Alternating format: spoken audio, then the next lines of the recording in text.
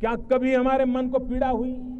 आज भी हमारी माताओं बहनों को खुले में शौच के लिए जाना चाहते हैं। डिग्निटी ऑफ विमेन, क्या ये हम सबका दायित्व नहीं है?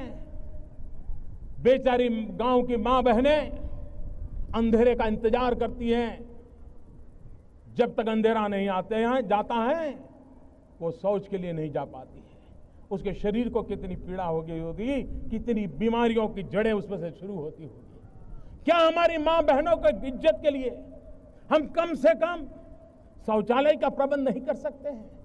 भाइयों बहनों, किसी को लगेगा कि 15 अगस्त का इतना बड़ा महोत्सव बहुत बड़ी बड़ी बातें करने का अवसर होता है।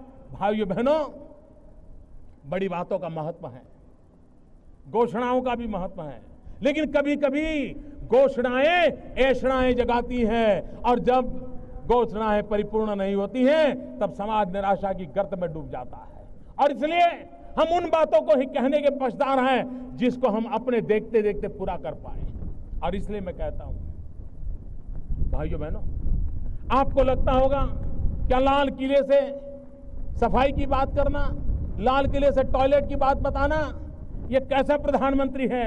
भाइयों बहनों, मैं नहीं जानता हूं मेरी कैसी आलोचना होगी, इसे कैसे लिया जाए, लेकिन मैं मन से मानता हूं। मैं गरीब परिवार से आया हूं, मैंने गरीबी देखी, और गरीब को इज्जत मिले इसकी शुरुआत यहीं से होती है। और इसलिए स्वच्छ भारत का एक अभियान इसी 2 अक्टूबर से मुझे आरंभ करना है, और 4 साल के भीतर भीतर हम इस काम को आगे बढ़ाना चाहते हैं। और एक काम तो मैं आज ही शुरू करना चाहता हूं, और वो है हिंदुस्तान की सभी स्कूलों में टॉयलेट हो, बच्चियों के लिए अलग टॉयलेट हो, तभी तो हमारी बच्चियां स्कूल छोड़ करके भागेगी नहीं।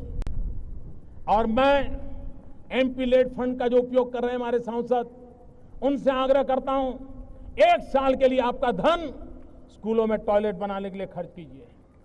सरकार अपना बजट टॉयलेट बनाने में खर्च करे। और मैं देश के कॉरपोरेट सेक्टर को भी आह्वान करना चाहता हूं, कॉरपोरेट सोशल रिस्पॉन्सिबिलिटी के तहत आप जो खर्च कर रहे हैं, आप उसमें प्राथमिकता स्कूलों में टॉयलेट बनाने के लिए दीजिए।